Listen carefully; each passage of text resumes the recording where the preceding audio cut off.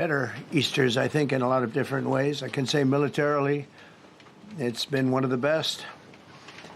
So, good afternoon. We have quite a bit to discuss. We'll go into pretty good detail. And we have the people that are most involved. We'll give you exactitude. And we're here today to celebrate the success of one of the largest, most complex, most harrowing combat searches.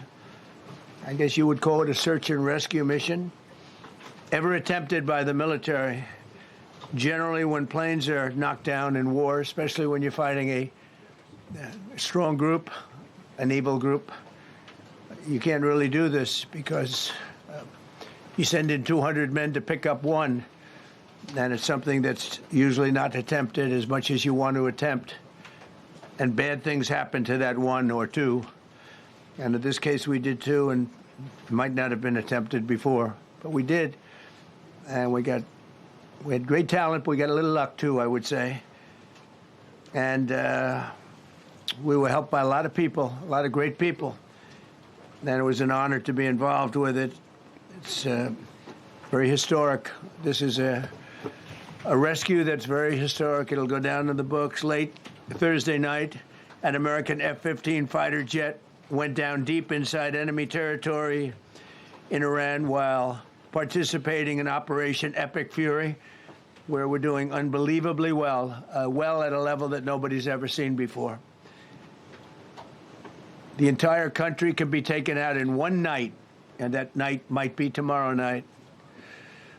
Both members of the crew ejected from the aircraft and landed alive on Iranian soil. I immediately was asked to make a decision. I ordered the U.S. Armed Forces to do whatever was necessary to bring our brave warriors back home. A risky decision, because we could have ended up with 100 dead as opposed to 1 or 2. It's a hard decision to make. But in the United States military, we leave no American behind. We don't do it. Within hours, our armed forces deployed 21 military aircraft into hostile airspace, many flying at very low altitude, being shot by bullets. You bring rifles into play when you're going that low, but there are also certain advantages. And in broad daylight over Iran for 7 hours, at times facing very, very heavy enemy fire. We have a helicopter that's got a lot of bullets in it. It's amazing. We just realized how good those weapons are. Our machines are. Nobody has the equipment that we have, and nobody has the military that we have. Not even close. We're the most powerful military anywhere in the world by far. The flight crews and warfighters aboard those aircraft took extraordinary risks to rescue their fellow service members. This first wave of search and rescue forces successfully located the pilot of the F-15, and he was extracted from enemy territory by an HH-60 Jolly Green II helicopter. Fabulous machine as our warriors faced gunfire at very close range. It's amazing that when you look at the machinery, what happened, that nobody was even injured. Meanwhile, the second crew member, a weapons system officer, highly respected colonel, had landed a significant distance away from the pilot. When you're going at those speeds, even if you go out 2 or 3 seconds later, it's miles and miles away because you're going fast.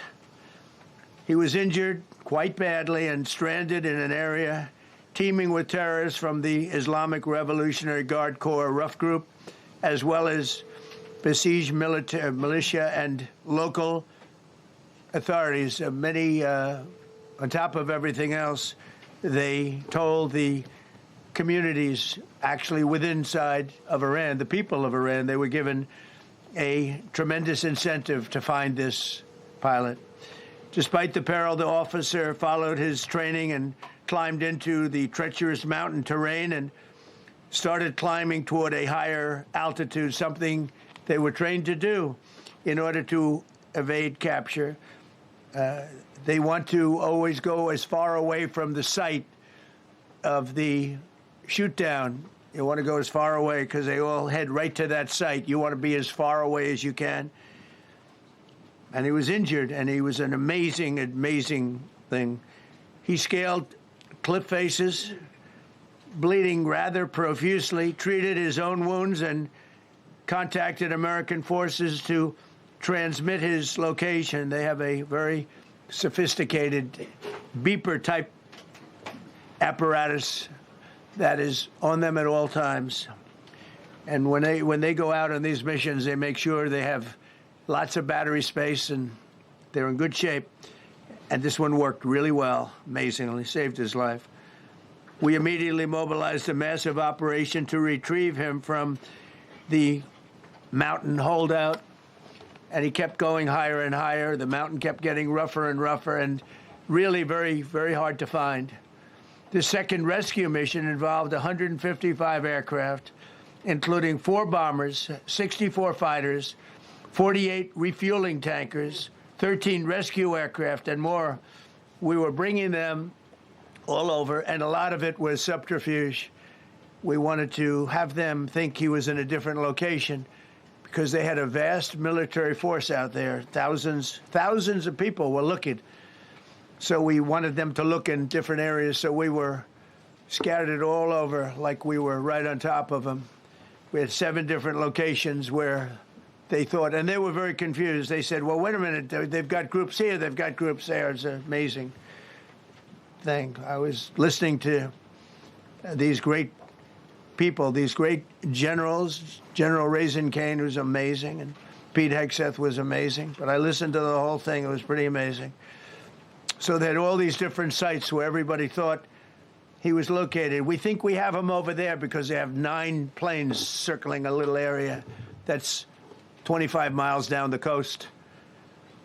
So in a breathtaking show of skill and precision, lethality and force, America's military descended on the area, the real area, engaged the enemy, rescued the stranded officer, destroyed all threats, and exited Iranian territory while taking no casualties of any kind. The heroic F-15 weapon system officer had evaded capture on the ground in Iran for almost 48 hours. That's a long time when you're in tough shape and when you're bleeding. It's a long time. When we left, as you probably know, we had 2 large planes, pretty old planes. They carried a lot. We needed a lot more equipment going in than coming out, obviously, because going in, we needed to be able to scale mountains. And we had a lot of equipment. But the sand was sandy, wet sand. So we thought there may be a problem taking off because of the weight of the plane. And then we also had all the men jumping back onto the planes. And they got pretty well bogged down. And we had a contingency plan, which was unbelievable, where lighter, faster aircraft came in, and they took them out. We blew up the old planes. We blew them up to smithereens because we had equipment on the planes that, frankly, we'd like to take, but I don't think it was worthwhile spending another 4 hours there taking it off. So we didn't want anybody to have, we have the best equipment anywhere in the world. We didn't want anybody examining our anti-aircraft and other equipment. So these were large planes that were old and pretty old, and we blew them up. And we had faster, lighter planes come in, and they were able to land on the sand. We needed the bigger planes because we had so much equipment that we needed. We took 3 helicopters over there, which were very strongly used and couldn't have lived without them. They did, and they performed unbelievably well. And if you'd see it, you wouldn't believe it. They came off the plane, and these guys had them, the rotors were off. They rebuilt these helicopters in less than 10 minutes. And that was one of the more amazing things.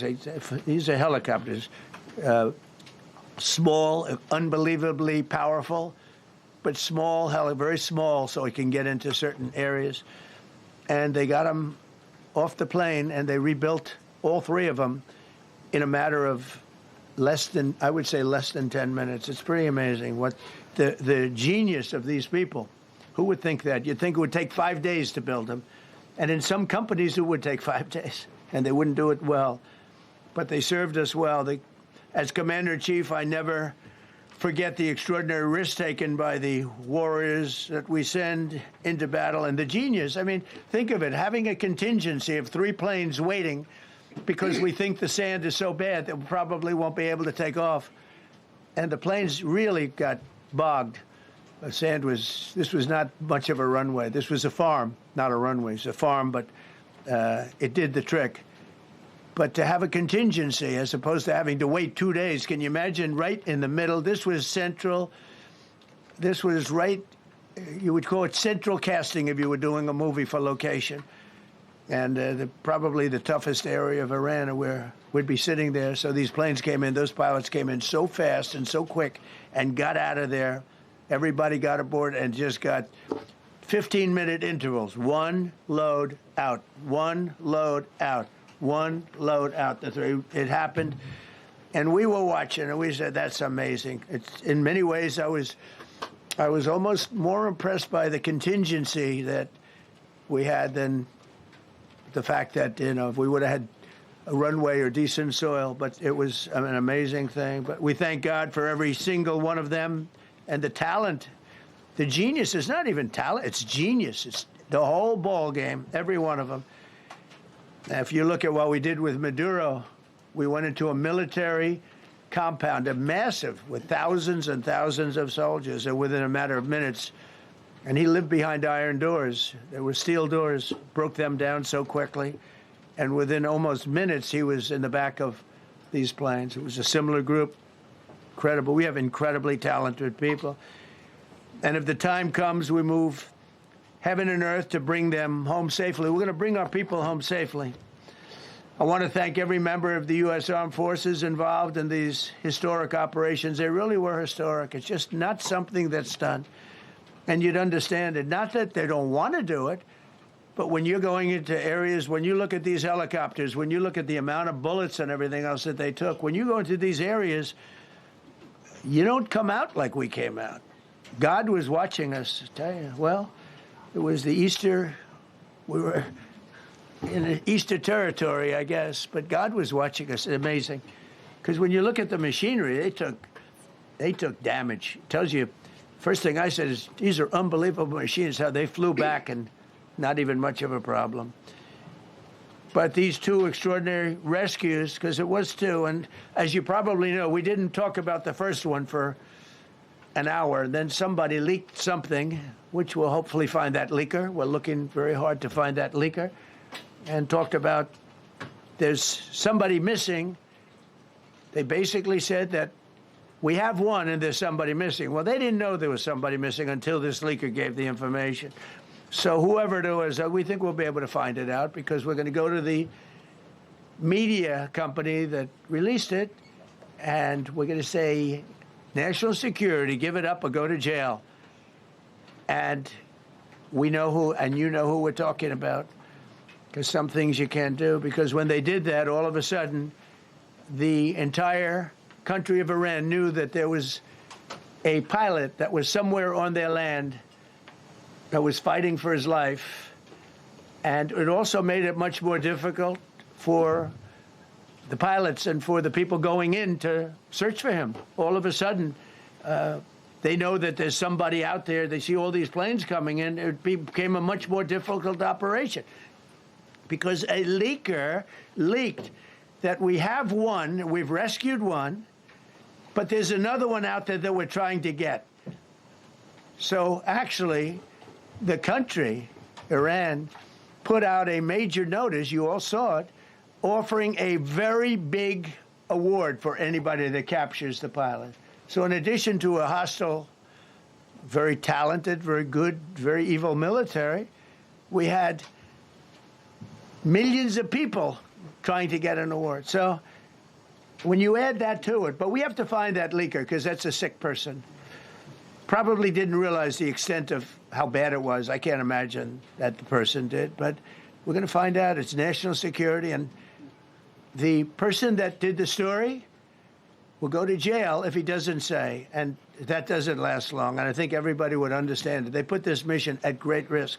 They put that man at great risk, and they put the hundreds of people that went in looking for him, because everyone now knows that we're going in.